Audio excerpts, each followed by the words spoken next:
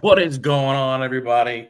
Welcome to the 110th episode of Collecting Profit. Yep, that's right. The last 110 weeks been coming here. Almost always on a Wednesday. Every now and again, had to move every Christopher stuff, but coming to you guys live, talking sports, talking hobby, talking buying, selling cards, and all that kind of good stuff. This week, got a great guest. 2 weeks ago, we had his partner on. This today, we have Chris, baseball card addict. Chris, tell us a little bit about yourself. Thank you very much first for coming on. Oh, thanks for having me on. Yeah, I tried to choose a like an Instagram handle that pretty accurately describes my life. I think baseball card addict, at least according to my wife and relatives. I think it nails it pretty well. Pretty well. But yeah, Jeff had a great time a couple weeks ago. He actually skipped a softball game to do your podcast. So that's how excited he was to be on. Holy cow, I didn't realize that. Oh yeah. Yeah. It was a little cold, but still. Yeah. Anthony, how are you? Maddie, how's it going? Yeah, so everybody, Jeff is Chris's partner on Babbin' About Slabbin'. They do that show live Thursday nights. They do trivia, talk, show baseball cards, all kinds of good stuff, get into all different kinds of topics. Yeah, we do. We go live every Thursday at 6 p.m. PT, 9 p.m. Eastern time. And I see our buddy Alan Forrest in the comments there pointing out tomorrow, if you're on Instagram, tomorrow is #SSP Thursday. Yeah. First Thursday of every month. If you got a cool SSP, post it, use that hashtag. You can throw it up in your story. You can tag me, Baseball Card Addict, tag My Favorite Cardboard, or even EFIS Pitch. We'll share it around, pull up new followers, and we all get to see some really fun cards. Cheers, Shelly. Yep, and we got Big John. So, how I didn't ask Jeff about this, and I'm not sure why. How did you guys start Babbin' About Slabbin'? How do we start blabbing about slabbing? Well, essentially our wives got just really annoyed at how often Jeff and I were talking to each other about cards. And they were like, can you just do this? Like, just do this with other people so we don't have to hear it anymore. And it seemed like a pretty good idea. And then we spent like 2 months trying to come up with a name. We were trying to combine, he's My Favorite Cardboard, I'm Baseball Card Addict. So we were trying to like combine those two. So we were thinking like, My Favorite Addict, that had a bad ring to it. Yeah. We had a couple other tries. Then my wife was like waist deep in a bottle of Prosecco. And she just came into the room laughing. It's like, you guys have to call it Blabbin' About Slabbin', because you're always just blabbing about these stupid slabs. And we laughed. And then like 24 hours later, we're like, you know what? That actually, it's kind of catchy. Yeah. And we'll see, we're like, let's just keep saying it and see if it sticks. And damn if it didn't stick. Yep. And for those that don't know, Chris and Jeff are also a part of, is it Spitball and Baseball? I always get it wrong. Spitball and Cards. Basically, our two YouTube shows, we're just trying to keep the apostrophe in business. Yeah. That's what we're doing. So yeah, we got Spitball and Cards. Well, we do that with Filmington and Scotty B Cards and Teapot. Yep. Some hobby, I don't want to use the word luminaries, but some hobby personalities out there. Oh, yeah. With a lot of different and interesting points of view. We put out like 2 or 3 videos a week. They're usually about a half an hour long, and we just argue about stuff. It's kind of fun. They're really good videos. I enjoy them. Scotty, I like him. I like watching all. I've watched all you guys watch Teapot, watch Filmington. I know he's, I guess doing a little more Pokemon now. Don't get me started. Michael. From that standpoint, but I love the analysis that Scotty B does when he does some of his stuff and everything. Oh, we spoke his name. Is this like, oh my gosh. He didn't like hobby personalities. He wanted hobby gods. That's, that's all right. I have to send Filmington an invite on Instagram. I don't know why I didn't. I sent it to the other four. I sent it to the other 4 of you guys for some reason. So Filmington, you're gonna get on here too, buddy. But listen, Mike, you got to start at the top. All right, you start with Jeff, then you get me, and then there's a big gap, and then you can get to Filmington and Scotty and Teapot. You're doing it the right way, for sure. Well, I appreciate that.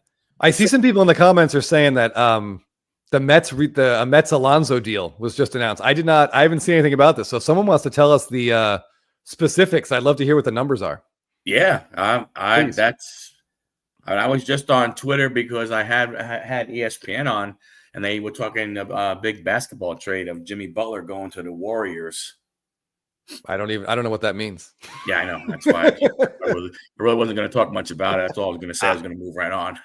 I was going to say, so I'm a Braves fan, as you can tell, but in terms of the American League, I've always been kind of like a Red Sox fan. A lot of my friends from the East Coast are huge Red Sox fans, so I always they were my second favorite team, and usually the two teams are separate enough that I can root for both, and it's okay. But I'm excited that Alonso is going back to New York because I would love to see Guerrero suiting up for the Red Sox next year. I want to see him and Devers together for like 8 years in Boston. I think that'd be great. Oh, saying 2 years, 30, very interesting. 30 million per? It's got to be 30 per, right? Can't be 30 total. Shit, if it's 230, holy crap, it's got to be 30 per. It's got to be 30 per. I mean, Tanner Scott can't make more per year than Pete Alonso. Yeah, that's definitely true. Yep. So following, Mets Twitter or X, however you like to refer to it, there was a lot of talk that it's gotten down to a like really they're looking at him from a 2-year deal perspective because of two reasons. Number one, if there is a possibility of going after Vlad next year, you'd only have Pete for 1 year rather than 2 more years. But also, if Vlad doesn't work out, we're very high on Ryan Clifford. Very big. He's one of the guys we got along with Drew Gilbert from the Astros in the Verlander trade. Okay. And he's a big 6'4", 200, 20-something pound left-hand hitting, first baseman. Nice. That's, so that gives them a good, with him being another young guy, with Soto being lefty, him being lefty, Lindor switch hitting, Vientos going right.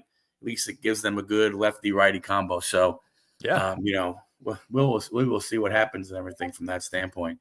But so how'd you get started in the hobby? I grew up collecting in New Jersey in like the mid to late 80s, and then into the 90s. And then like a lot of people, I started dating, got married, started working, and just took some time off. I like to use this analogy. I think this analogy is pretty apt. Jeff got back in the hobby. Jeff and I know each other for a long time. He sort of got himself back in a little bit earlier, right around like 2017, 2018. It's a pretty good time to hop in the hobby, especially as a Milwaukee Bucks fan. One of the first people he bought a lot of cards of was Giannis, and that worked out. That worked out pretty well. Yeah. But here's the analogy that I like to use. If you ever seen the movie Jaws, you've seen Jaws, right? Oh, heck yeah. Of course you have. Okay. All right. The ship, the Orca, was my happy life, my normal, happy, satisfied, addict-free life. I'm Quint, enjoying my life, bit of a smart ass. And the ocean is the hobby, and Jeff is the shark who jumped into my boat and dragged me kicking and screaming for my life down into the depths of this baseball card hobby that we now love and enjoy. That's very cool. Very cool. So how does a New Jersey kid somehow also makes his way across the country and lives in Southern California, but yet is a fan of the baseball team from Georgia?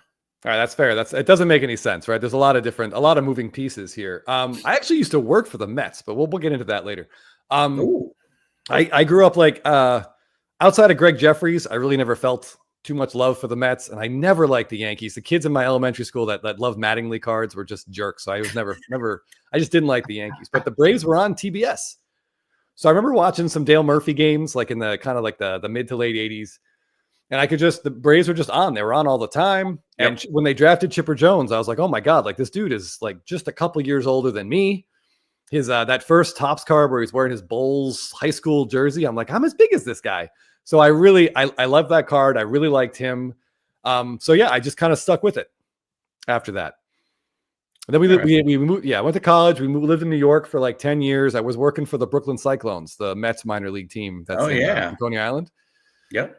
And then my wife got big time. She sold a screenplay. So we had to move to Hollywood. Oh, very cool. Yeah. Yeah. Minor league baseball doesn't pay a lot of money. I wasn't playing. I was just working I was running their ticket office. That still doesn't pay a lot of money, but Hollywood pays better. I'm sure it does. So Alan is saying 2 years, 54 million. Yeah, there you go. I was looking at guys like Alonso and Bregman, and you're just like, what are these agents doing? What kind of numbers are they filling these players' heads with that they're turning down these offers? Like Bregman turned down like 150 million from Houston, and Alonso turned down something similar like last year from the Mets. It's just, guys, like that's a lot of money.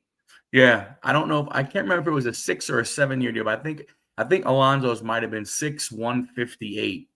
And what a lot of people were saying is they're wondering, believe it or not, if Brandon Nimmo had something to do with it, because Nimmo wound up firing his agent, hired Boros, and he got that ridiculous deal. That deal is that, I mean, I'm a diehard Mets fan, and I'm telling you right now, that is a crap ass deal. That is so. I mean, I just cannot believe that. Those crazy numbers. I was shocked.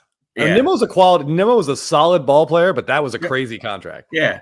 So the thought was what people think is that they're good buddies. They hang out a lot, and I guess they were talking. And even after the offer was made with Pete's old agent, Nimmo was like, "Hey, man, Boros did me super solid. I got more than I thought I was going to get." And Pete went, "Hey, you're fired. You're hired." Now Pete went, "Oh crap." Yeah, he took in there with $100 million less. That's $100 million less, and it's money that he will not make back. No, never. Nope. You know, because what, in 2 years he becomes a free agent. Then he's what, 32, 33. Do you think you're going to get a 4-year or a 5-year deal then? Nope. You're in the range now where you've screwed yourself to where you're probably a 2-year contract guy now. Yep, going forward. Yeah. You know, I mean, I'm not going to feel too bad for him because he's got $50 million guaranteed. That's money we'll never see. But yeah, I mean, it's just it's crazy. I don't know what Bregman was thinking either. Like, he has to be a guy. You have to have some sort of level of like awareness that other fan bases don't want you there because of what you did. And your home team offers him like $140, $150 million. Just take it and stay where you are. And it's baffling. Like, I don't know if it's greed, or I know these guys are baseball players. They're probably not, geniuses. If these agents are just lying to them. But well, that's what gets me is, if you're, and again, I don't understand, if you're Pete Alonso, if you're Bregman, and you're looking and you see what, Boros did last year, what Chapman had to go through, what Montgomery had to go through, what Snell had to go through, I don't understand. I don't understand what he is selling them. Yeah, I don't either. Like, in that meeting, what is he going ahead and do? He's saying, "Look, don't worry about it. I got you. I'm going to get you $200 million." I mean, again, you can say whatever you want to say, but I don't know what makes you believe it. And you can't say, "Well, look what people are going to go, well, look what he did for Soto." Soto could have been represented by his mother, and he was getting that amount of money. Yeah, you and I could have gotten Soto $700 million. You don't have to say a word. Yeah, all you have to do is had nothing to do. And Cohen fight it out. Yeah. I mean, that had nothing to do with the agent. No, Heck no. And you can see, like, Montgomery had said, like, waiting as long as he did, he was mad. He says Boris like screwed him over, and Snell was pissed off. He was bad for the first like 6 weeks. Yep, it's not good. I can't imagine being in a position where someone offers me $150 million to keep playing on my hometown team, or the team I stayed with, where I've had success. I've won 2 World Series. The fans love me. How do you not just sign that and be happy? Like, what do you need another $50 million for? I just don't get it. Yeah, I agree. No, it is a good deal for both sides. The Mets get a guy that they needed badly, because if you look at that batting order without him, after Lindor, Soto, and Vientos, it was like, okay, 4 through 9, you got to hope guys were going to have career years to do well. And, so it is a good deal for both teams and everything. So we'll see what happens. Yeah, I the mean, we'll projected see. order they had on the MLB Network, I want to say I saw like that Nimmo projected to hit like 4th or 5th, and like Nimmo's a quality batter, but he's not a 4th or 5th hitter, so that Yeah. wasn't going to work out. I This know. is better for him. Well, that and the other that gets me is when you look at it, and when you look at teams and the way they're trying to build and so all that kind of stuff. Like you look at the Mets and example, and a lot of Met fans, got to the point where, well, Pete, screw him, let him go. I don't give a crap. I said, I don't think it's like, yeah, well, what are you going to do? Oh, we'll go ahead and put Vientos at first, and we'll put Beatty at third. And it's like, what? Yeah. That doesn't make a whole bunch of sense. What is wrong with you people? So Yeah, I hear a lot from casual fans and people like my dad who never understand why a player can't just play other positions. right. And I'm like, yeah, it's extremely difficult. I mean, Yeah. look at the Yankees stuck Chisholm at third base, and he had moments where he looked very confused and lost there. It's hard. Johnny. Baseball is a very hard game. Yep. Well, that's against me. It's like, what if even if Bregman goes back to Houston, where's he going? Because they made the trade for the Paredes, I think, with the Cubs, right, and got the third baseman. Yep. So, yeah, I don't know. They kind of moved on. Maybe they could stick him. I don't know. I heard talks about they'll put him at second and move Altuve to left, but I mean that seems like a less than ideal scenario because Jordan doesn't want to be a full-time DH. So I don't know. I mean, I think they'll figure something out. Hey, there he is. Hello, Jeff. Well, yeah, I mean, that's why him going to Boston would make sense because he could slide into second base, keep Devers at third. Yeah, for as long as Devers can handle that. I love that guy. I love him to death. His defense, it looked like he was getting better last year, and I know he got hurt and his shoulder was a mess, but the numbers still aren't great. Right. So I think at some point he slides over to first or they just make him a DH. But I don't know. I feel like Boston would just much rather wait and go after Vlad next year. But we'll see. If Bregman is a dead pull hitter, and Fenway Park, as you know, could play really well for him. Oh, yeah. Yeah, I think it's going to be interesting. Some of these guys that are waiting, to sign and everything. Now, I'm sure it wouldn't surprise me if by the end of the week, Bregman doesn't figure something out. Yeah. Yeah. At some point, like the teams are going to start to move on. It would be brutal. Imagine him in like left field in Yankee Stadium. Oh, it'd be terrible. Yeah, he'd probably be dodging beer. Anything that's over his head by the wall, he's just having stuff poured on him every time he's on the warning track. For sure. Hey, Dami. Yeah, I see Shelly the Turtle says if Altuve gets put in left, he's sending every runner at third base. And yeah. Heck yeah. He's got, that arm strength. I know it's short with those Crawford boxes, but it's a hell of a lot further than first base is from second base. Yeah. Oh, but it's gonna be interesting to see what happens. I mean, the Dodgers just keep,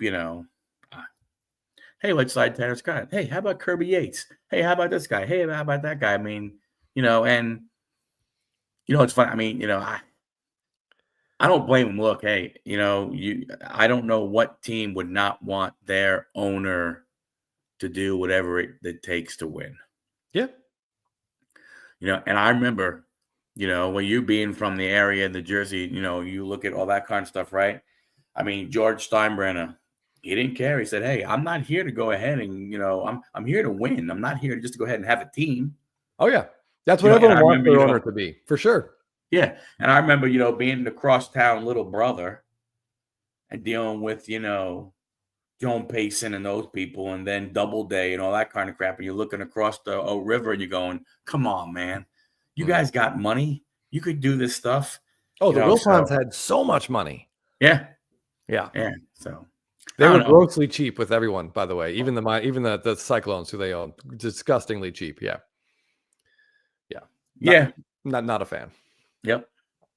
So what are your thoughts on the new 2025 design? I don't know if ironically is the right word, but when the design first came out, like the way that the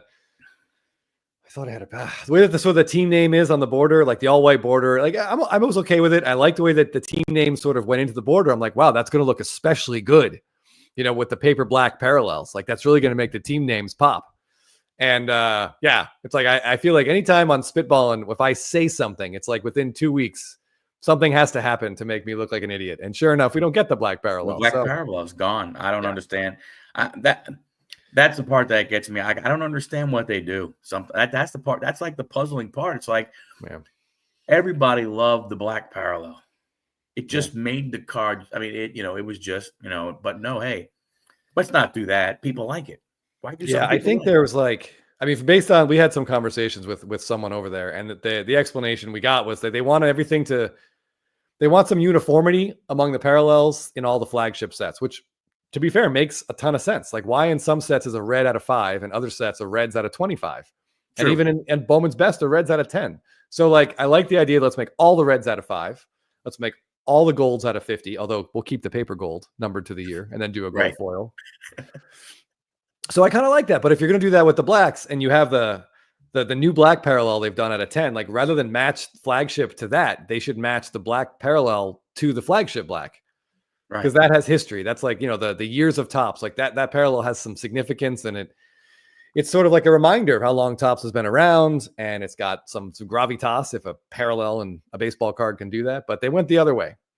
It stinks. I don't know what parallel I want out of flagship right now. Looking at that list, I don't know. I really don't.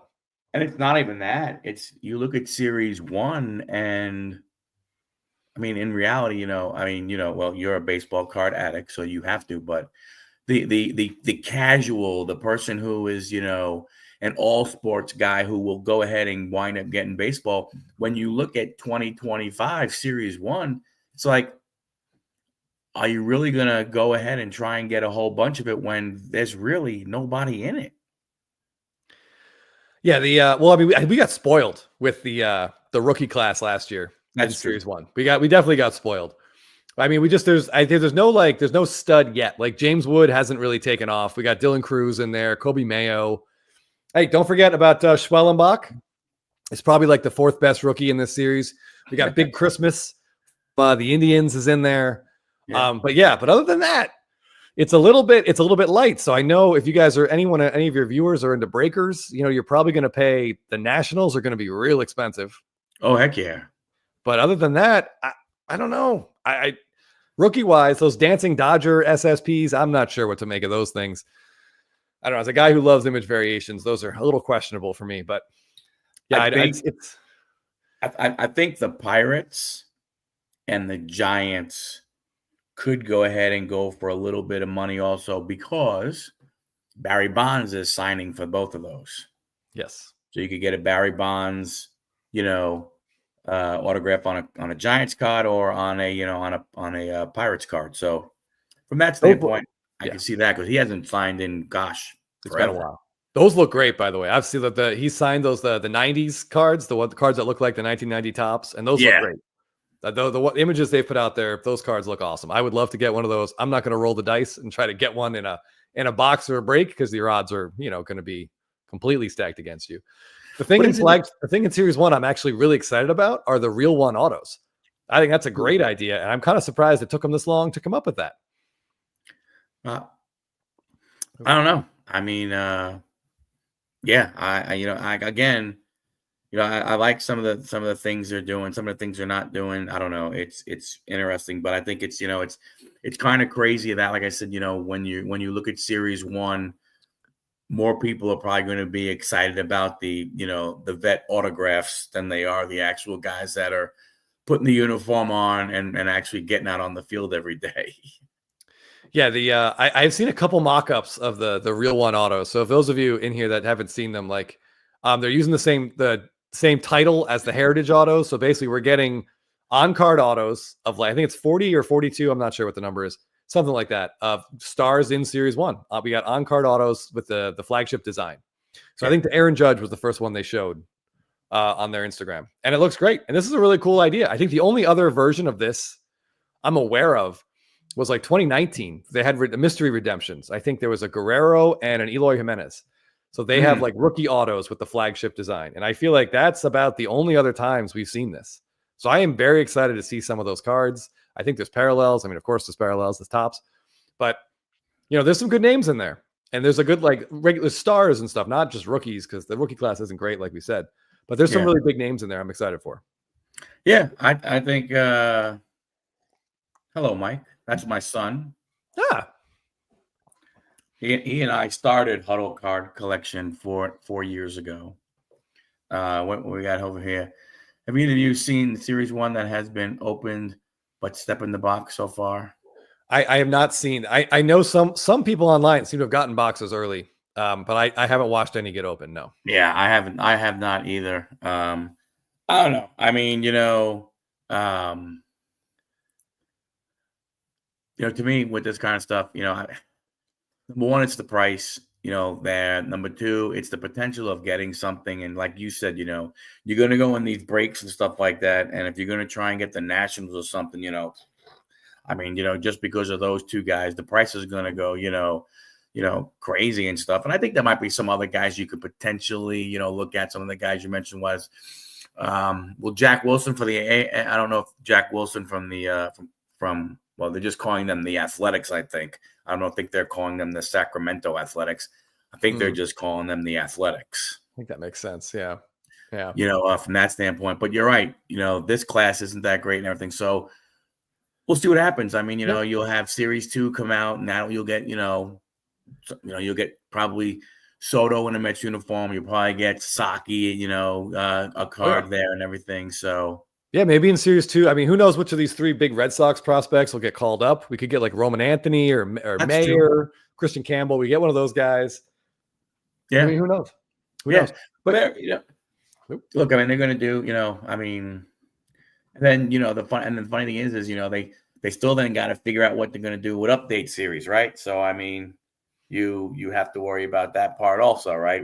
When do you put some guys in there to make that worth trying to go ahead, and buy rather than being a total flop.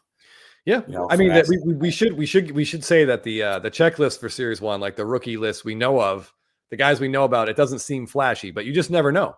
Like in 2021, guys were all excited about like Alec Boehm and Dylan Carlson, Christian Pache, and none of those guys panned out. And Terry Skubal ended up being the big rookie out of 2021. And a lot of guys probably just threw those cards to the side. So you just never know. It's funny you said, because I was looking through. I open a lot on my normal videos. I rip retail stuff. So, and I say, hey, let me spend the money so you don't have to. You can decide whether you want to. Okay. And I was going through, just some, my box of the, the bulk that I had. I'm going through and I'm like, oh, wow. Crochet rookie. Oh, wow. Yeah. Oh, crochet. Yeah. Oh, wow. Crochet rookie. I pulled out like 6 crochet rookies. I'm like, son of a gun. I'm glad I at least went ahead and put these in a box and kept them, Yeah. Yeah. He and Skubal each have like an SSP in there too. They're pretty cool images. I will say also regarding Series 1, they've leaked a couple SSP images. People have sent them to me. We have seen Jackson Holiday. So his like second year golden mirror for Series 1, he's like hugging his dad, Matt Holiday. So that card looks awesome. That's a really cool card. You can find that image. I think it's on their Instagram. And there's a picture of Rafael Devers on a bench, like retaping his bat handle. Something about that just feels kind of cool. It's like a warrior kind of working on his weapon before he goes into battle. And then there's the Clayton Kershaw SSP is him holding the World Series trophy. So those are the 3 that I've seen, and those get me excited that maybe Topps' image selection quality is gonna tick up for 2025. Yep. Yeah. So Shelly's been watching some Diamond Icons, and the spots are brutal. Yeah. Yeah, Shelly, have you seen any Mookie Betts autos get pulled yet? Because I know he's in there, but I don't think there's very many. But that is exciting. I think they said why the first time in 10 years he's signing, I think it is. They said he has not signed on card since his rookie year. Why? No idea. He had a I believe he had some kind of exclusive deal with Fanatics, so he was signing like pictures and stuff with them. But I don't think I think if he wanted to, he probably could have figured it out. He has some sticker autos and Leaf or something, but whatever. A logo man got hit. Yeah, Shelly the Turtle was mentioning Acuna holding second base because as a Braves fan and an Acuna lover, when that, he made the 40-70 club, they stopped the game. He's holding up second base. I'm like, here we go. Like that's going to be automatic, like Topps SSP or an image variation somewhere, Stadium Club maybe. And I'm going to buy the hell out of that card. I am so excited for it. And just release after release, Mike, just kept coming out. And not that image. Not that image. Not that image. Yeah. There are 2 sets. In 2 sets, there's an image variation of him looking into a goddamn eclipse, but they don't have him holding second base up. It baffles me. I got to the point on one of our blabbing shows, I just kind of lost it for a little bit and just started yelling. But like, I can't handle it. It was the most like a top 10 Atlanta Braves moment, his defining career moment so far, and they didn't put it on a card. I don't know what we're doing. I don't know what we're doing. I think another thing that people could go after could be Ricky Henderson cards, because I think Ricky's in series 1, isn't he? Does he have autos? I'm not sure. I know he's been in a lot of sets before. Yeah, he's got a decent number of autos out there.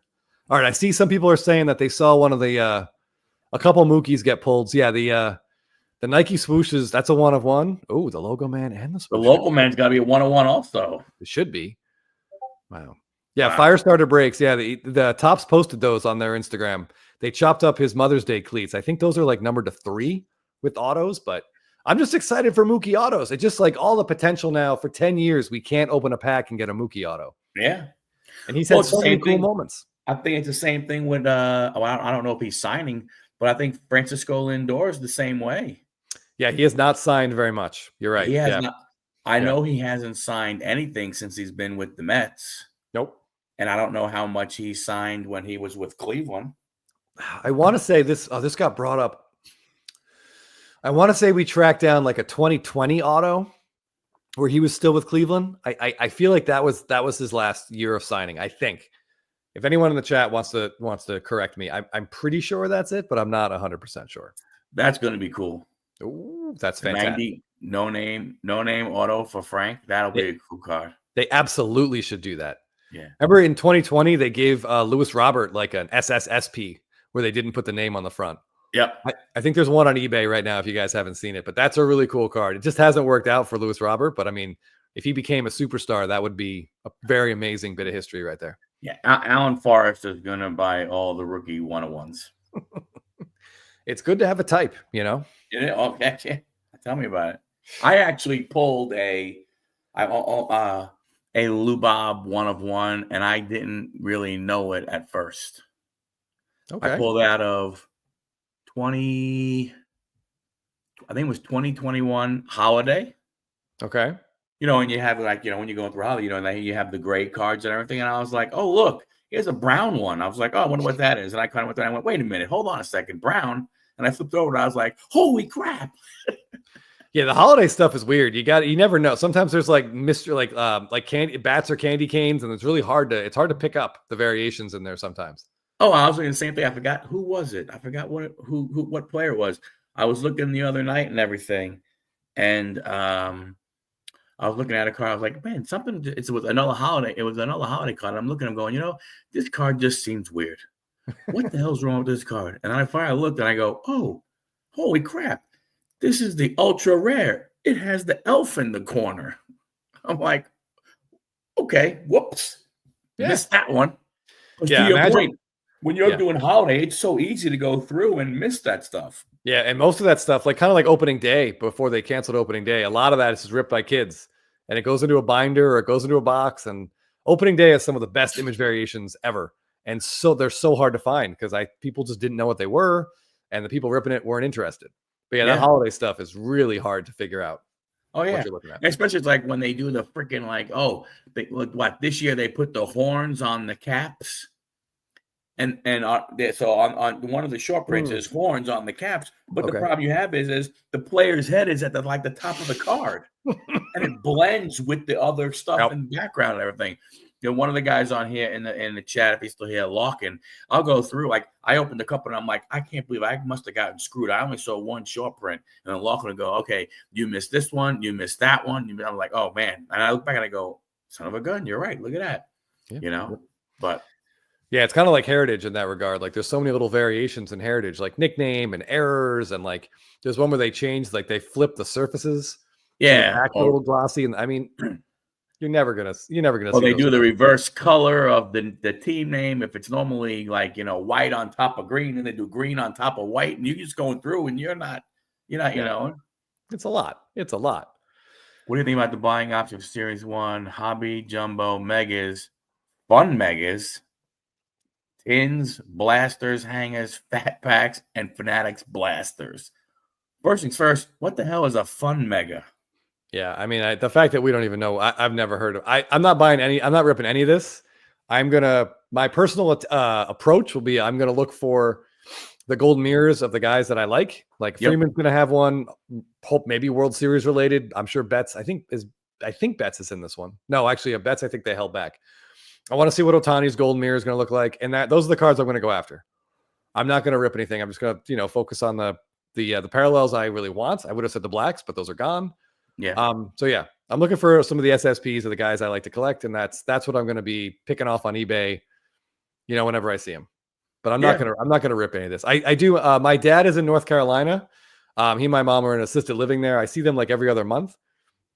So I usually get like some retail boxes or something, and my dad and I will go to the bar because there is a bar in his assisted living building, which is just fantastic. So we go down there and we'll just open up baseball cards and have some scotch or have some bourbon and talk about baseball, and it's really fun. That's the only time I really open, ultra What modern. part of North Carolina? They're in Charlotte. Oh, I'll be moving to Lexington. Okay, nice. Maybe by the end of the year. We don't know yet. We're working on we're working with a builder right now.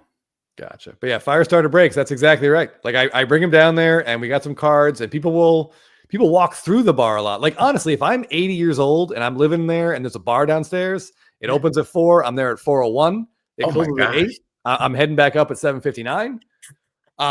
But it's fun. I mean, you go down there and it's a good way to some people always come over and ask what we're doing, and it becomes a little social time as well. That's a lot of fun. That's a lot of fun. There's one of the bartenders is this very nice woman from Hong Kong, and I think my dad has a bit of a crush on her.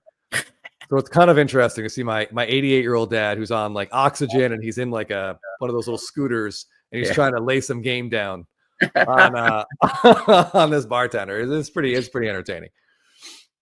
That is funny. Hey, it's a question. In your opinion, what makes a card iconic? It's got to be the image on it, right? That's what it has to be. What do I have anything near me? Like generally what I love to collect is something with a great image, and best case scenario is I get an on-card auto. Yeah. Like, with that image, hold on, let me see if I can't get, I'm just going to ask my wife to bring something out here for me. So if you see like an egg come flying, hit me right in the face, you'll know. I have not heard anything about Platinum, John. I have not heard anything about Platinum Anniversary. No, me neither. But I would think it would be what, the 50. What are they up to? 55 now, I think. I think it would be the 55 design. But yeah, I don't know anything about that. So yeah, for me, it's I guess you have to look at like, I mean, for most people, it's got to be like the first or a rookie, to really be iconic. Which I understand. Like people always say that 2011 Trout's an iconic card, and it is because it's one of the most expensive base cards out there, right? For sure. But I don't know. I want an image. I want something that I can like see and get really fired up about. So for me, like, unfortunately, because his agents really screwed the pooch, there aren't as many Freddie Freeman like World Series card images as I wish there were. Right. But I think his most I don't know if this is the right word, but his most iconic card in 2022. He has an Ultra SP in Series 1 where he's catching the last out of the World Series. And the print runs maybe 25, maybe 30. I think there's like 10 at PSA. Like it is an incredibly rare card. I haven't seen one available for sale, in like over 2 years now. So to me, like that is an iconic card. But then you get into this question, like if people haven't seen it, if it's that rare, some people don't even know it exists. Can it be iconic? And I don't know. I mean, I feel like that's up for debate, I suppose. Yeah, I think, to me, like the Trout one, you're right. It's iconic because of what it is. To me, when I think about more of an iconic card, it is a card that you can relate to a specific game. Oh yeah. Like to your point, the Acuna second base, the Freddie, the whatever it may have been, a guy who, I don't know, slides it in home for the winning one run of not necessarily even a super important game, but just something that you could relate to a specific game. Yeah, no, the 2018 Kershaw with the kids on the mound. Yep, you're right. I mean, there's things like that also, but I think some of them, when you just see the guy in the batter's box or the guy in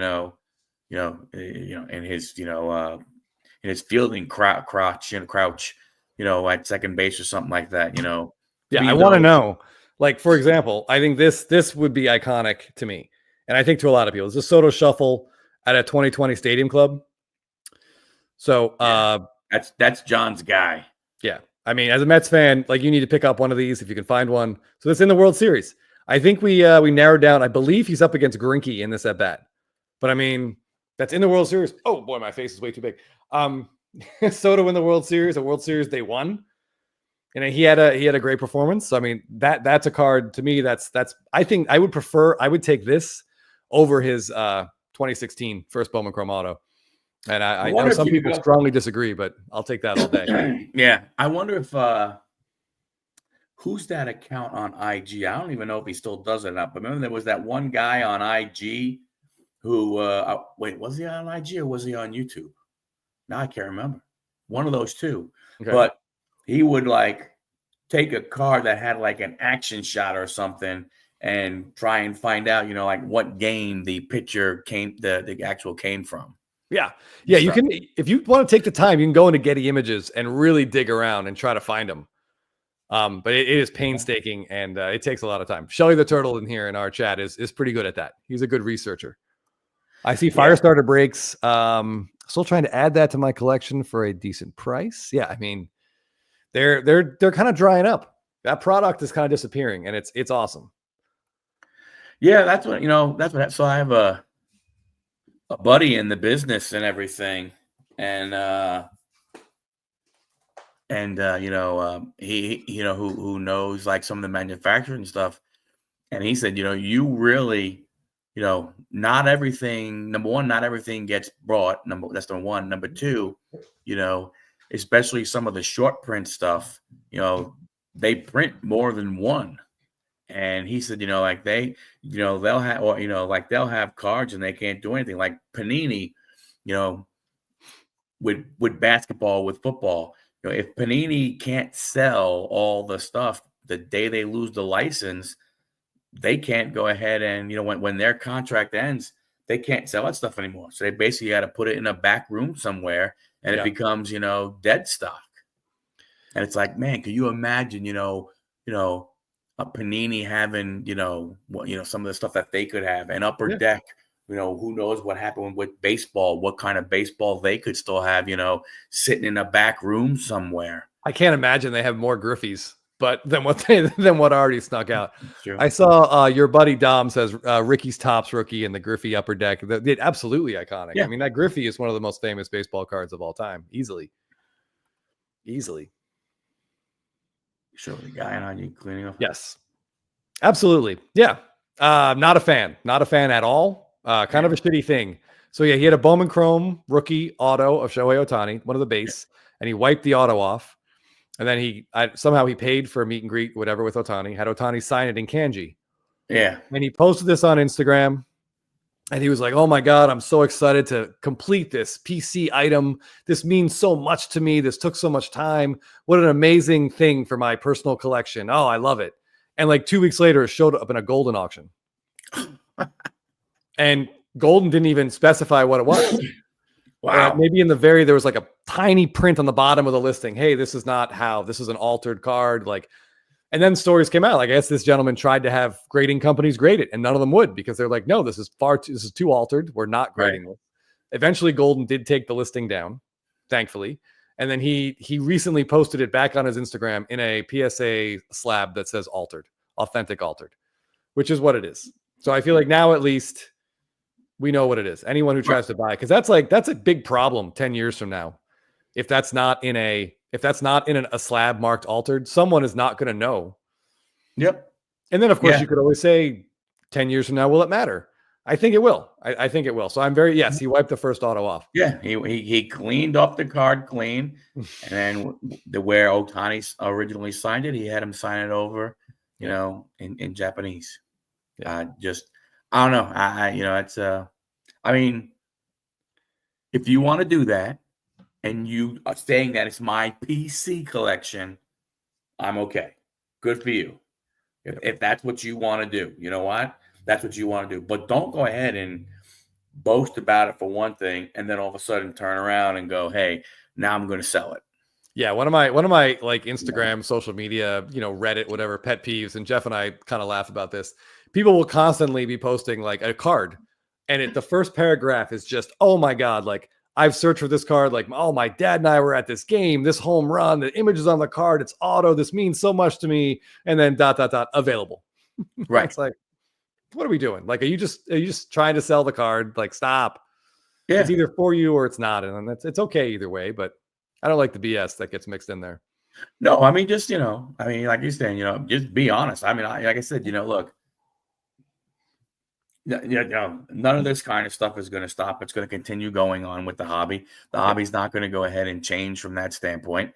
No. People are going to do, whatever it is that they have to do, and, like I hope, I don't know what's going on with Kurt and his card care stuff. I know there was one thing that he tried to, I think he was like trying to list it on like Amazon or something like that for sale also. Okay. And they made him put ingredients on it. Oh. So people said, I don't know. I don't know if he took it down. I don't know if he kept it up there, but he had to put some kind of, like ingredients of what was in the paste, what was in the spray, and and stuff like that and everything. So I don't know. I mean, the grading card companies, they could do. I mean, how they can't tell. I mean, I don't know. I mean, I'm not a, not a card grader. I don't know if I would have spray off a card and everything and give it to someone who grades cards, if they'd be able to look and go, excuse me, there was something put on this card to make it, make the chrome pop a little bit more, whatever it may be, stuff like that. But I don't like that, man. I mean, it's bad enough, that, and I think part of it is because a lot of people out there expect every card to be perfect coming out of a box. Oh yeah. And they're just downright stupid. Oh yeah. I'm always shocked. If I buy, like, Stadium Club is a product I love to rip every year. I look at the pictures. Look at the pictures. I sound like an idiot, but it's fun to go through. And the images are usually, at least it's a big conversation. Jeff and I will have a case of beer or cocktails, and that's one thing we're willing to spend. Usually it's more affordable than it was this year, and it's kind of fun. But if there's 150 cards in a box of Stadium Club, if more than 10% come out in PSA 10, I would be shocked. Right. Like they're just you see how these cards get made, how they get dinged up, getting thrown into packs. Players have to handle them to sign them sometimes. It's a miracle. But you get a really cool on-card auto, it doesn't matter. Yeah. No, you're right. I mean, and the truth is I mean, you rip it open, you go in with an open mind of thinking, what it is. You take it for what it's worth. I mean, you're speaking of Mattingly, I opened up a box of Stadium Club, and I pulled a gold minted, Don Mattingly card. And it's a horizontal card, and there's a big ass divot in the top left-hand corner. And I was like, when I saw it, I was like, gold X. I'm like, oh, Mattingly, cool. And I was like, yeah, as you're like revealing the card, you're like, yes, right. yes. No. Yeah. No, I can't believe it, stuff like that. So, I mean, but the problem you have is you're like Charlie says, people need to be on 8s and 9s. Yeah, you're right. But you look at it right now, like you look at the hobby right now when it comes to cards, no matter which card it is, doesn't make a difference what sport it is. Raw, a lot of times they're selling for more than 9s. Yeah, it's crazy. I mean, I feel like that's just an opportunity to be taken advantage of. Yeah. I'll take the 9 at this point. So everyone grades everything. So if raw stuff out there is always questionable. Yep. I mean, you think about it, you know, and you have to seriously, if you're looking at cards and you're seeing a particular card that, you know, and you search and you see a lot of graded ones there, a lot of tens, a lot of nines and everything, and then you see some raw ones, I would question why the raw ones are there. Yeah. Yeah. I've had many funny, I'm sure you have as well, humorous interactions with eBay sellers. Where like I'll send a message and I'm like, hey, this card looks really nice. You've listed it as like near mint mint. I just can't, any scratches on the surface, you know, how does the surface look? It's one thing it's really hard to see in photos. So that's a question I like to ask. And a couple of times I've gotten, hey, look, it looks good to me. I'm not really a grader though. You know, I that's not really my thing, but I would say it looks great. And then I look at their other items for sale and they have like, you know, 60 graded cards for sale and like maybe 10 raws. So I'm like, Right. come on, man. Like, just assume I'm not a complete idiot. Like, give me like that minimum amount of respect. So I see some Diamond Princess. That's hilarious. Yeah. That's bad. Yeah, you're right. Most, I mean, most cards don't make sense. It still amazes me how many base cards you see people grading. It's sad. Like it's almost like sad. We encourage people on Blabbing About Slabbing on Thursday nights to please don't do that. To be a little bit more discerning, to look and see what stuff is selling for, and people grading some of these parallels too. I mean, I don't know what we're expecting, like a lava, ray wave, aqua, you know, rectal fractor to be worth in 20 years, but it's not worth what you're spending to grade these cards. Like, right. Dial it back, take it easy. I don't know. It's just, it's sad and it's frustrating. Yeah. I mean, I would say, you know, oh, crap, I can't forget. Son of a bitch, I forgot to put my banner up there. Oops, I lost the comments. Oh, we got to start from the beginning now. Yeah, we got to start over. Hey, everybody, welcome. No,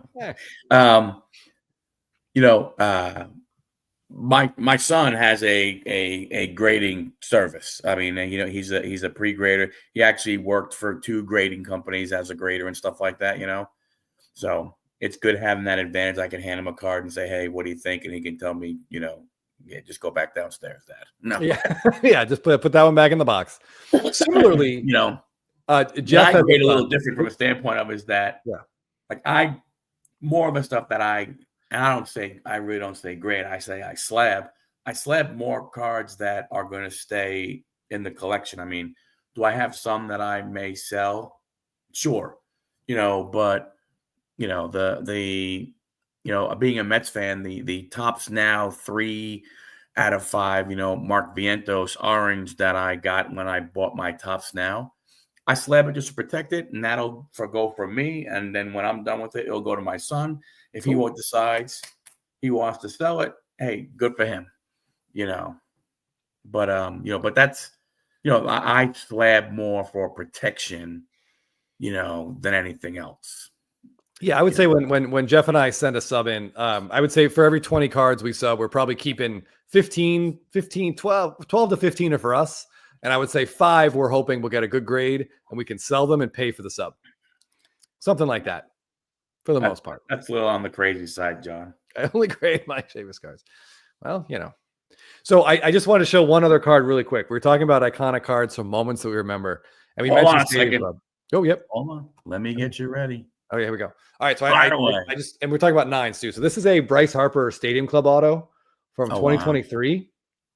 And as a Mets fan, you probably were watching. I know as a Braves fan, I was. But this is right after he hit the home run against the the Padres to send them to basically send the Phillies to the World Series. Yeah.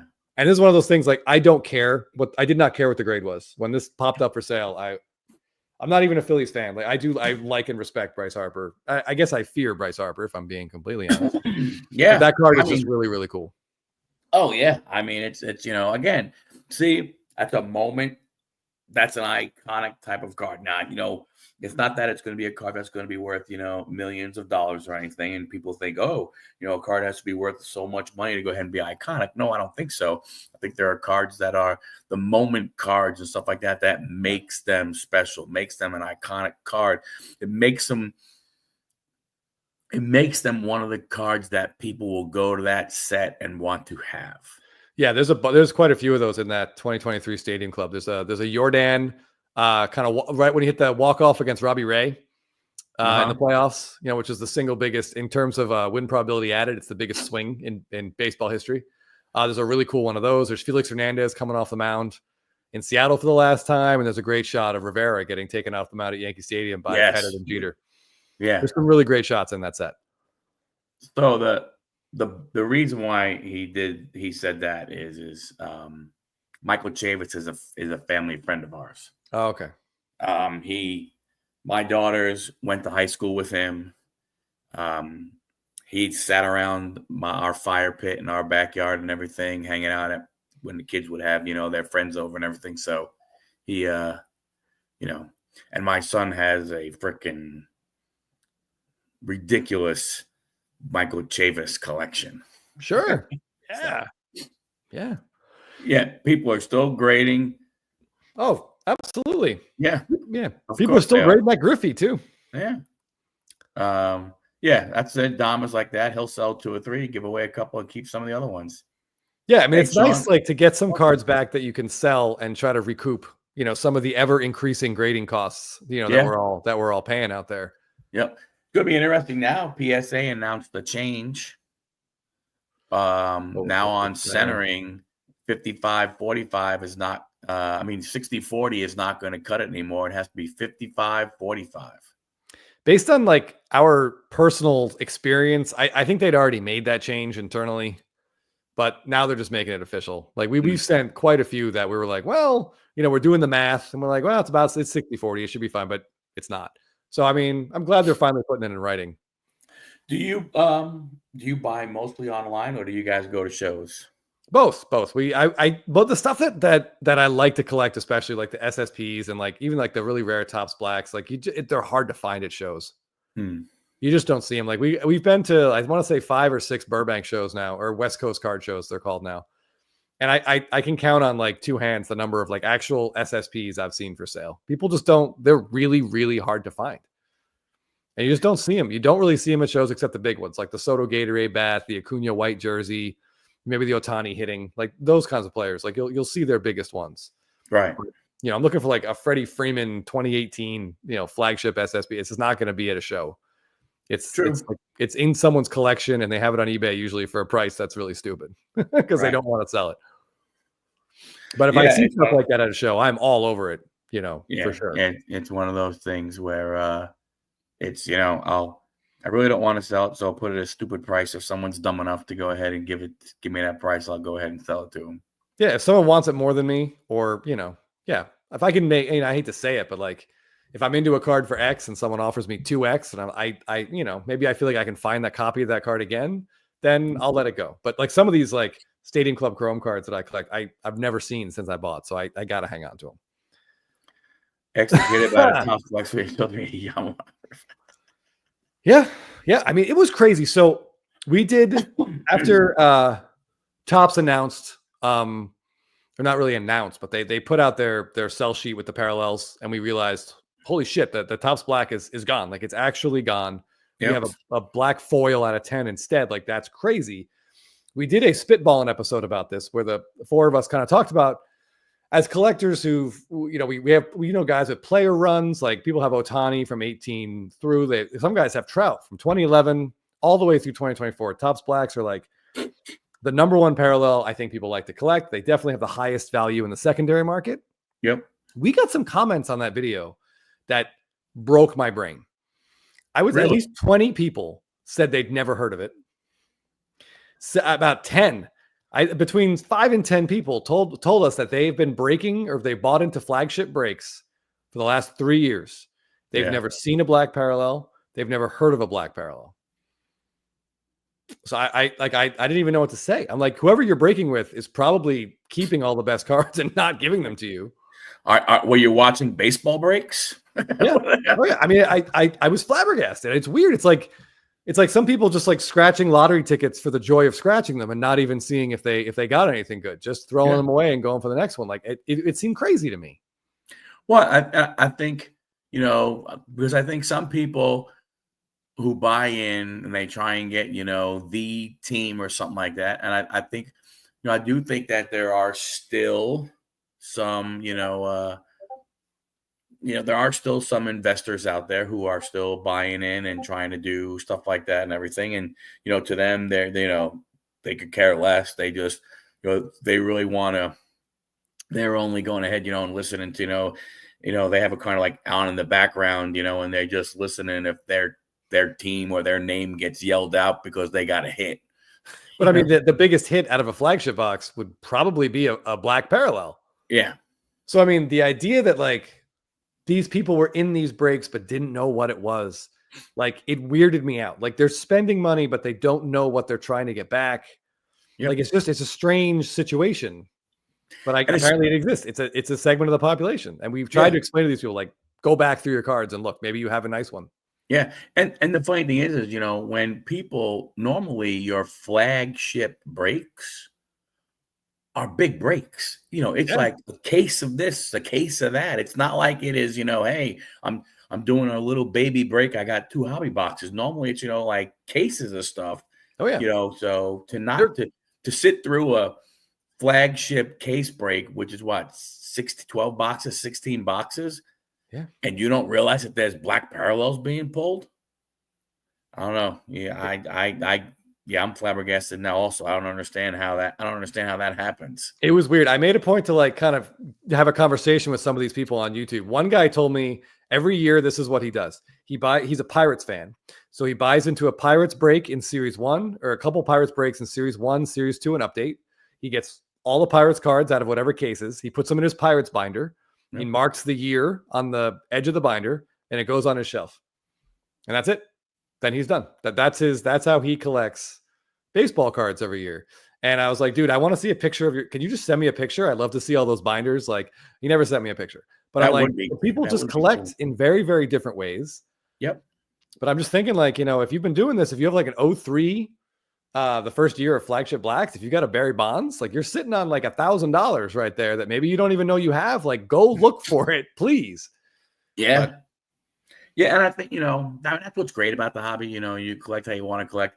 It's also crazy though, because, I like the idea you said, you hone in on, on one parallel because, you still hear about people saying, well, I want to get all the parallels for this player and everything. It's like, okay, good luck. Do you realize how many parallels there are of each player and what it takes and when you get to the super short print ones, the 1 of 1s, the 1 of 5s, the 1 of 10s, you're talking about having to catch it at the right time of when that card goes up for sale.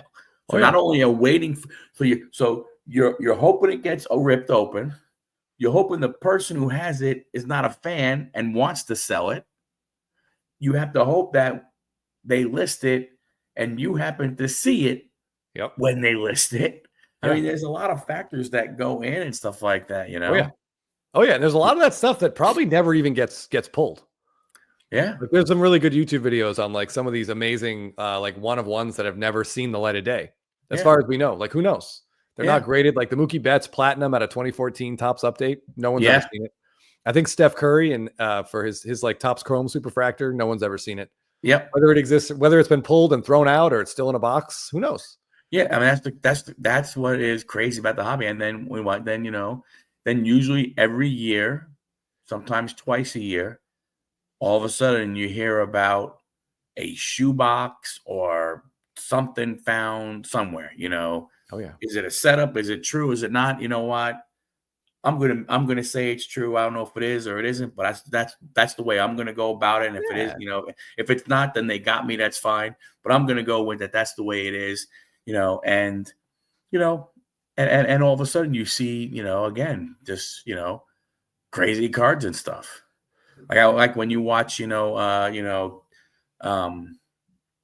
Ty from Chasing Cardboard, and you see some of the stuff that he sees. Holy cow! Oh yeah. The Goudies, the this, the that. It's like, oh my Lord. Yeah, I don't see. Like we're at the point now. It's 2025. Like, how much of that stuff is still going to be found? Like how many houses from back then have we not knocked down?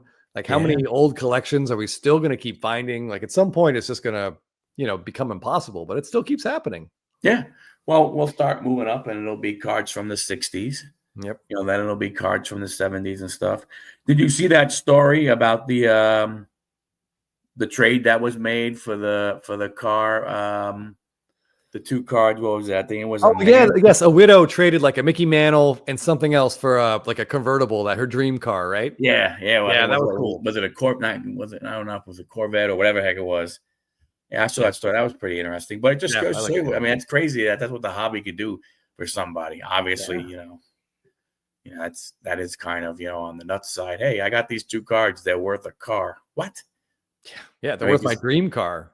Yeah, it's amazing. That wasn't like an '88 Toyota Corolla. That was a pretty good car. So I want to ask you a question. As a Mets fan, like, is there a card that you're excited that we don't know is going to exist, but is there something you really love to see Topps make this year? Like, you want to see, like, I don't know, like a Soto auto in something, or like a Soto Lindor? Yeah, I would love to see. So, all right. So, action shot. I want to see. I would love Stadium Club. Go on. Francisco Lindor finishing the swing on the home run from Truist Park to go ahead and not, hurt the baseball team from Georgia. But I autographed. I mean, if you're a Mets fan, that was phenomenal. That wasn't even. Do you think what would you rather see? Would you rather see that home run, or would you rather see the one off of Estevez at Citi Field that ended the Phillies season, the Grand Slam? Man. All right, that's two cards I want now. Right? Yeah, those are both like incredible moments. I mean, the Phillies won that, like, was it done? The baseball team from Georgia still had a shot. So, but either one of those two, that would be mine. With with him autographing it, because that's the one thing, big fan of his. My son is a big fan of his, and it's crazy that we cannot get him in a New York Mets uniform autographed.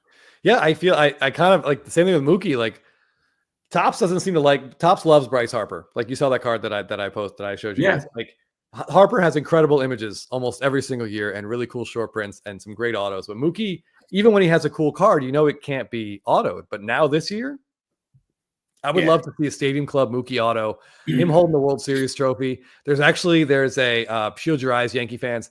There's an image on Getty Images of Mookie running up the first baseline, and you can see Garrett Cole pointing to first, kind of behind him. Topps would never use that. They'd never use that because it's sort of mocking another player. But that would be an incredible, like, super short print for them to use. That'd be a great card. But I love to see. I also, obviously, I think my number one card, I need a Topps Chrome super short print of Freddie Freeman, like, holding the bat up after he hit that ball off Cortez in Game 1. Like, we got to have that card. We got to have that card. And that's just it. I mean, I would love to talk to those guys, or just try and find out, like, what criteria do they use to pick the images, for cards. Yeah, this actually, I can pop this one up. Oh, I can't. Can you put up Shelly the Turtle's last comment? Because that would make it the best. Because he was. I think Lindor, like, his back wasn't 100%, right? So he was in he wasn't like in. So he hit that bomb off of the Phillies, and a wide angle shot of him, like, head down, jogging to first, and the fans going nuts. Would be an incredible, like, maybe an SSP or like a Stadium Club auto, something like that would be phenomenal. I want to see some wide angle shots like that where you can see the fans reacting. I love cards like that. Do they still do that? Because at one time they had that. What did it come in? Didn't they do that wide view? Was that from Stadium Club? Yeah, they had those in the retail boxes in 2020, but then they changed them. I don't think they do those anymore. Yeah. There's so similar like that. There's a 2024 Aaron Judge, his Golden Mirror SSP in Series 1 is him tipping his hat at Yankee Stadium after, I think he had a 3-homer game, I want to say, someone told me. So he's at Yankee Stadium, and they framed it in such a way, it's horizontal, but you can see all the fans going nuts around him, and he's, like, tipping his cap. Images like that stuff, just, like, I want more of that. In Topps Chrome last year, all the SPs and SSPs, most of them, I shouldn't say all, like, there were 30 of them, like 24 of them were so boring. Guys just standing there. Yeah, that's the thing. That's what I'm saying. There's so many pictures of these guys taken throughout the season, Yeah. like for short prints, I mean, stuff like that. I mean, to me, I mean, I believe also that, that a numbered card should be a different picture, just not the same card, not the same image, but just a red border, a black border, a blue border. Or one, oh, this one has a little shimmer. This one has cracked ice. This one has little disco bubbles, all this other kind of, crap, Yeah, But I yes, just want to know Joey, more. the reason for that is for my dislike of the baseball team from Georgia. That was an incredible game. It was. That was a ridiculous. I think there was how many runs were scored in the 8th inning, and then in the 9th, like that was a crazy game. Yeah, that was. I mean, as a Braves fan, it was a little frustrating, but the whole season was frustrating. I mean, I was just waiting for someone to just euthanize the team because they were basically dead, but they just clung to life as long as they possibly could till the Padres kind of mercifully just put them away. But it was a rough season. You cannot, as a baseball fan, I remember. I mean, I don't remember the first game, but I remember standing at shortstop when I was 6 years old when my dad signed me up for baseball and everything, and it was the day I fell in love, with the game and everything. What 54 years ago, and to I don't know, just to go ahead and see what what it takes and all this other stuff and everything, and following talent and everything, and just being a baseball fan, no matter how much I dislike that team, it is undeniably hard to not look at them and go, damn, they got a lot of talent. Yeah, the Braves are the best. Now, they haven't been able to stay healthy. That's really been the downfall. Oh, yeah. But I mean, when you look at Acuna and Albies and Taylor and what's this guy, Riley and stuff, and Olsen, and now what? Who did they go ahead and sign? We got Profar was their one signing, Jurickson Profar. But yeah, we got Michael Harris in center and Murphy behind the plate, and we got Strider and Chris Sale. I mean, if everyone can stay on the damn field, they've got a really good team. They're not the Dodgers, but they got a really good team. Yeah, they are a hard, the National League East is going to be crazy. Yeah. The National League Central is just going to be, oh, man, I don't know. I mean, if the Reds, if their young guys could all start to mature and get better, they'll have one hell of an offense. I don't know. I mean, well, they got good pitching too. I mean, they could be a tough team. The Reds could be very good. And they picked up, I think one of the most important signings of the year was Terry Francona to be their manager. Like, he's going to be a great influence on those young guys. But yeah, I feel like most of the National League playoff picture, if it started, I think it's pretty guessable. I mean, I would say the Dodgers and Diamondbacks are in, like the Mets, the Phillies, the Braves are probably in. And I think the Central is just playing for someone to get in there. Yep. It's maybe the Cubs. I mean, I feel like the Brewers will tell us when they're done winning. Their roster doesn't seem to matter. Like, they're just going to win ball games. Right. However they have to do it, they'll do it. Yeah, but they did lose. Cubs are improved. They did lose their closer. They did lose Devin Williams. I mean, he did not have a great year last year, but obviously. True, but he also came, and I wonder if, I wonder how much of his injury might have still been affecting him, because, right, didn't he miss? He missed some time, month because of a back or something like that? Yeah, he missed like the first half of the season. Yeah. Give or take. That's going to be interesting. The American League is just, I don't know. Yeah, no one seems to want the West. I mean, the American West is shocking. I'm really looking forward. I mean, I got MLB extra innings, MLB, and I'm really, believe it or not, I'm looking forward to watching some A's games in Sacramento, because I want to see what it's going to be like with that many games in that park. Oh yeah, what it's going to be like for numbers. Yeah, if you're in fantasy, move Brett Rooker up a few spots, maybe a few rounds. Yeah, who knows how many home runs he's going to hit in 81 games in that ballpark. Yeah, the American League, to me, like, I know there's a disparity in money, in Major League Baseball. Like the Dodgers are playing in their own universe. The Yankees have just a shit ton of money, but no one in the American League seems to want to win. Right. Like the Mariners have an incredible pitching staff and they've done jack shit this whole offseason. It's really frustrating. Like they haven't spent a dime. And it's inexcusable. These teams are generating tons of money. Well, a lot of people thought that Pete Alonso could end up there. Oof. That might have just broken him. I don't know. That ballpark just destroys right-handed power hitters. You can ask Adrian Beltre. But I mean, the Orioles just let Corbin Burns go. The Orioles make a lot of money. They have a new ownership that went into town and was buying drinks and was trying to get energy up. And everyone thought, okay, we're done with the Angelos family. We're ready to go.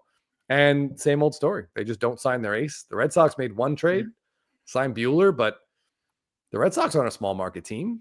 Why isn't their payroll $250? What are they doing? Yeah, I don't, I don't understand it. I mean, it's funny, and I love it when people go, baseball needs a salary cap, and this is the only way it's going to work, and everything. It's like, okay, great.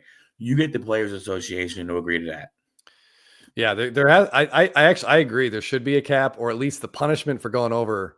We've got to start taking away draft picks and taking away international signing bonus money because the Dodgers just don't care. They'll just write the check and be done with it. But we need some kind of salary floor. We can't let teams like the Marlins and the A's and the Pirates, we can't let their billionaire owners just pocket all their revenue sharing and cry poor. That's unacceptable. Oh, I agree. You can't let them get away with it. With all that kind of stuff. I don't, I don't understand, but but you're going back to what you were saying, with the Mariners and everything, again, their owner, they ain't poor up there and everything. And you look at that starting pitching staff, and you're going to waste those young arms. Yeah, exactly. They're wasting it. I think Shelley pointed out they re-signed Jorge Polanco. That's not moving the needle. That's not getting anyone too excited. Yeah, I don't think when that re-signing happened, the season ticket telephone number was going crazy. No. I think we all hope / expect Julio Rodriguez to have a bounce back, but he's got to have some help. I mean, you got to give him something to work with up there, and it's frustrating. Oh yeah, no, I get it. But like I said, it's crazy. You look at that division. You have the Angels who Marty Marino. I'm selling. I'm not selling. I'm spending. I'm not spending. I'm doing this. I'm doing that. It's like, all right, make up your mind. Yeah, just sell the team. Let someone else. You don't know what you're doing. You're a mess. Get out of there. Yeah. But and don't get me wrong. It's they're at the point now where with the Dodgers, where the Mets and the Yankees were, back when George was around. Yeah. From that standpoint and everything. Texas, who knows what's going on with Texas? That team is just, I don't know. On paper, again, we're just going to play the if game, but if DeGrom and Seager can stay healthy, that team could be really, really good. They could. And I'm shocked they just let Kirby Yates leave. They couldn't spend $12 million and re-sign their closer. That's just it's weird. They have tons of money. Yeah, and didn't they lose Leclerc also, I think? I have no idea. I think they might have lost Leclerc. They lost that first baseman, right? Nathaniel Lowe. I think he got traded. Oh yeah, I think he did go somewhere. Yeah. So they're another team. Yeah, there's with Seager, Adolis Garcia. I mean, hopefully he can bounce back. Yep. Yeah, I mean, there's talent. I'd love to see what DeGrom is going to do this year. He might be the sleeperest fantasy baseball pick coming into this year. Most definitely. I mean, he might be in the top 100. He might be, in the top 300. Who knows? Every league is going to be different. Yeah, and I had a lot of people, when the Mets let him walk, people were saying to me, I can't believe it. I can't believe it. And I said, I get it. I'm not overly sad about it because I don't a 5-year deal on a guy who has had those kind of injuries. It just didn't make sense. No, did not make sense. No. No. Imagine if you'd signed him as well as Scherzer and Verlander. No, it just wouldn't. It wouldn't make any sense. It just doesn't make sense. And yeah, Texas is like, well, we got a ring out of it, but I mean, Verlander or DeGrom needed a pitch in the World Series. So yeah, I mean, look, hey, Max did very little, and Jacob did nothing. Yeah, for to go ahead and be considered, a champion, a World Series champion. Yeah. I don't know. Baseball season is going to be interesting. Some of the guys that are still out there, like what's going to happen with a guy like Rizzo? Like, where does a guy like Rizzo go? I don't know. Do you know how bad Rizzo was last year? Like, I'm sure he has some potential value to a team, but I don't know. I was shocked Goldschmidt got what the Yankees gave Goldschmidt, like what, 20 some odd million, 20 million, something like that. Yeah. No, maybe less. I might be crazy there. No, but yeah, I don't know. I think Rizzo gets like $1 million deal to come and be like a platoon guy, part-time DH. Like, I don't know. I'm not sure what's left in that tank. Chris, what is your favorite product to open? Or Stadium Club. Stadium Club is my favorite product to open. It used to be Stadium Club Chrome, but we only got 3 years of that. Unfortunately, that is my all-time 13 million. Thank you. All right, I overstated the Goldie thing. 13 million for Goldschmidt. Stadium Club Chrome is my all-time favorite thing to open, especially 2020. I think that's my favorite set probably of all time. But yeah, Stadium Club is still. I hated the price point that it jumped up to $200 this year. That really irritated me, or I guess I should say last year. It used to be, I don't want to say affordable at like 120, 140, but you could stomach it. Yeah. You're going to get 2 on-card autos, probably relief pitcher rookies that are already, working at Home Depot. But compared to everything else, it seemed like a pretty reasonable price point, and they were cool images. But this year I had to spend, I think the hobby box was $220 at my local shops. I know. $199, I think, was the pre-sale. I couldn't believe it. I could not believe it. Yeah, I think my local hobby shop, I got a compact box this year. I didn't even go for a hobby. I just got the compact box and got the one autograph because of that. I think make that make sense, because the compact box is half a hobby box.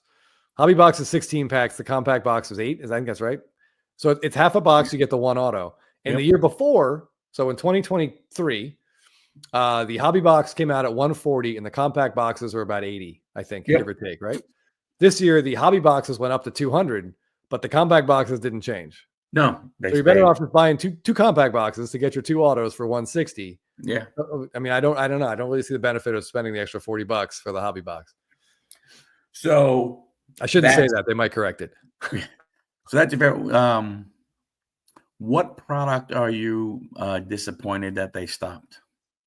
Opening day. Oh, Stadium Club Chrome be number 1. But I get why they stopped, because it was probably expensive to make, and they couldn't mass produce it, so it probably really limited what their profits were on it.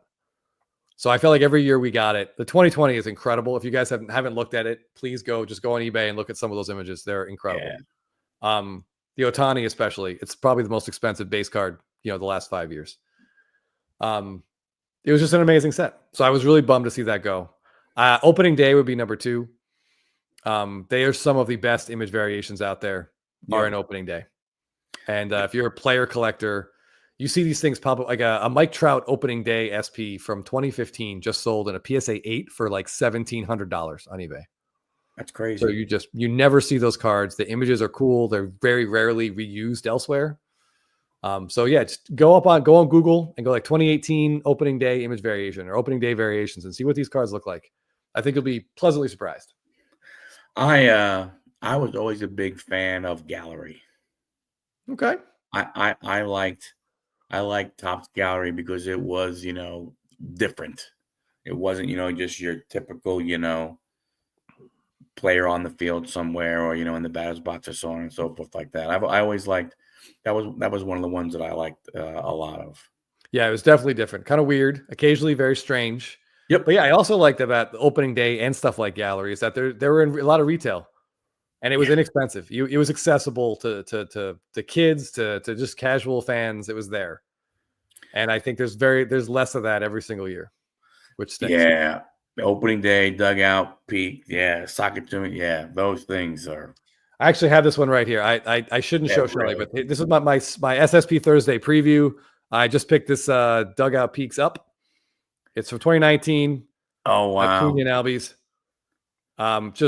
I got no notes. This is an absolutely incredible card. If this were in Topps Chrome or something, I'd absolutely lose my shit trying to get every parallel. But this is awesome. That is a very cool card. Rumor has it there's a jumbo of that And if there is, Really? I like a box topper, and I've got to find it and then try to get both of those guys to sign it. But I have not seen one. Yeah. I tell you, the pricing has got out of hand, but I tell you, Yeah, Shelly, that was me. But you come on, if you bought that card, there's no way you would have picked up your Acuna Black today. oh, there's a jumbo of Acuna and Blupa.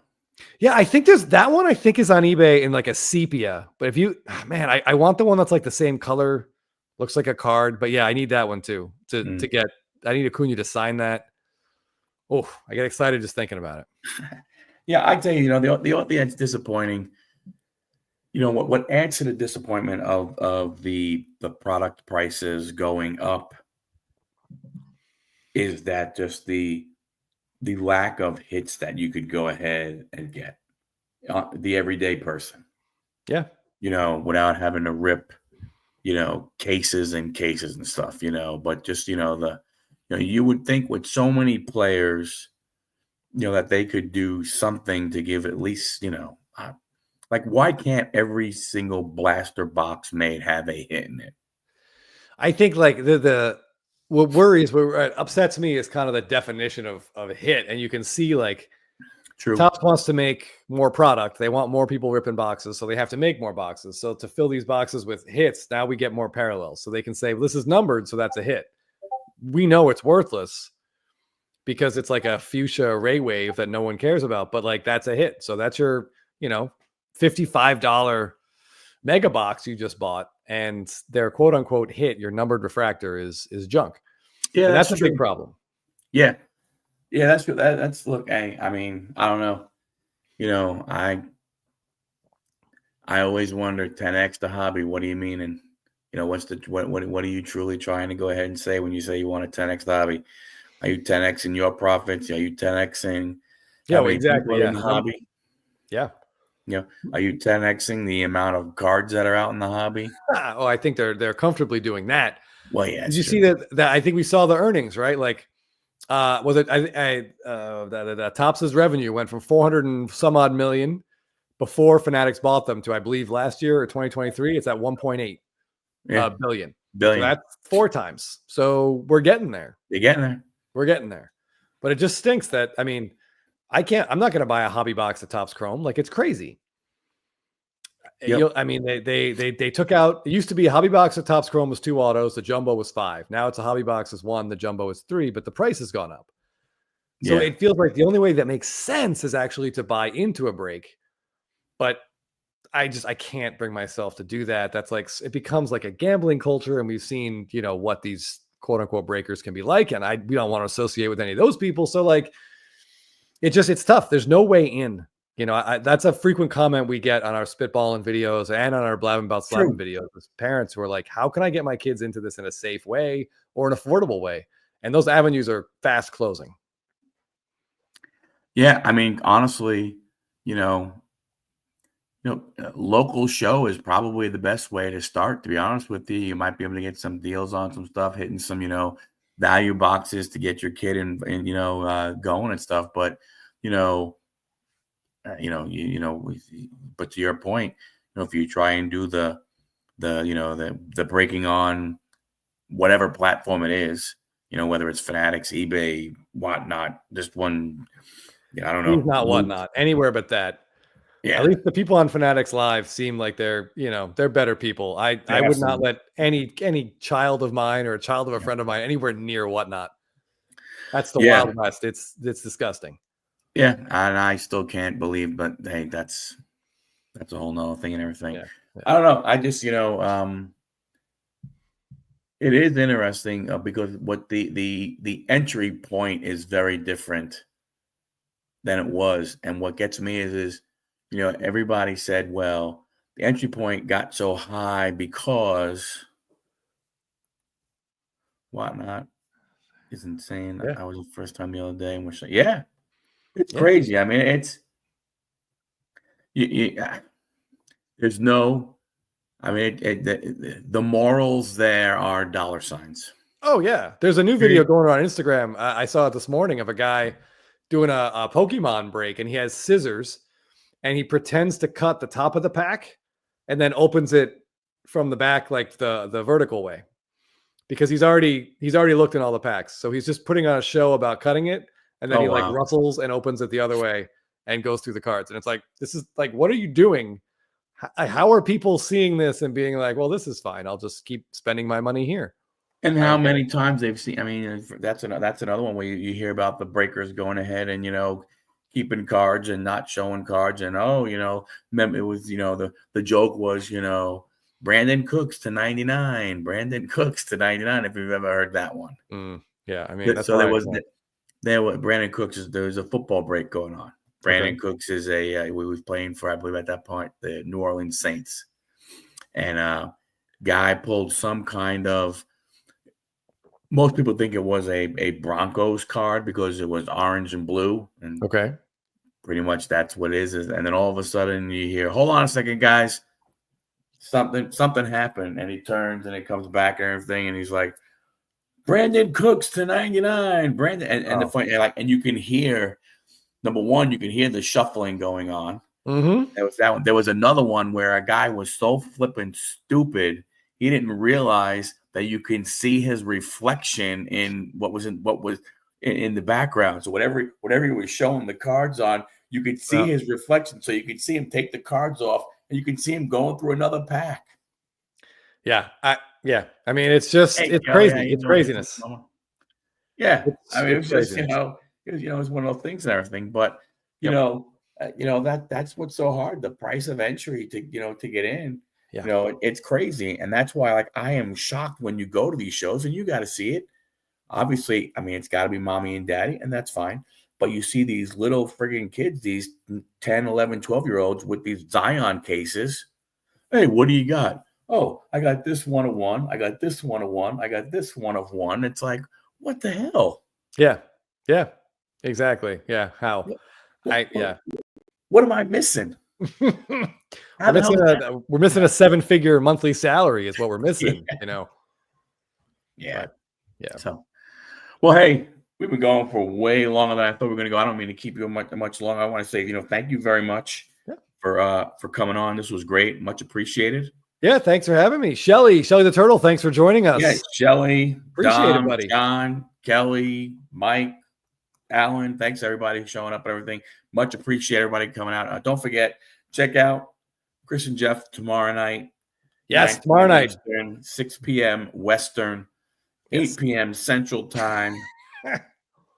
On 5 p.m. Alaskan time. Yeah. Blabbing About Slabbing is our channel. If you're in Newfoundland, sorry, can't help you. I don't know the time zone. Yeah, I get lost. Hawaii is probably like 2 p.m. I don't know. But go there because they do trivia also. Show some cards. And again, tomorrow is, what's tomorrow? Tomorrow's SSP Thursday. If you're on Instagram, please post an SSP. Use hashtag SSP Thursday. You can tag me in your stories if you want. We'll share it around. Hopefully everyone sees cool cards. We all get new followers, make some new friends. It's a really fun day. First Thursday of every month, we do this on Instagram. I wish I was home. I would go ahead and do my Lubob 1 of 1. You got to have a picture of that on your phone somewhere. I probably do. I got it somewhere. Yeah, you can look it up. But thanks a lot, everybody. Much appreciated. Don't forget, hey, next week we got North of the Border cards coming on. Oh, so come on back. See you guys later. Thanks, everybody.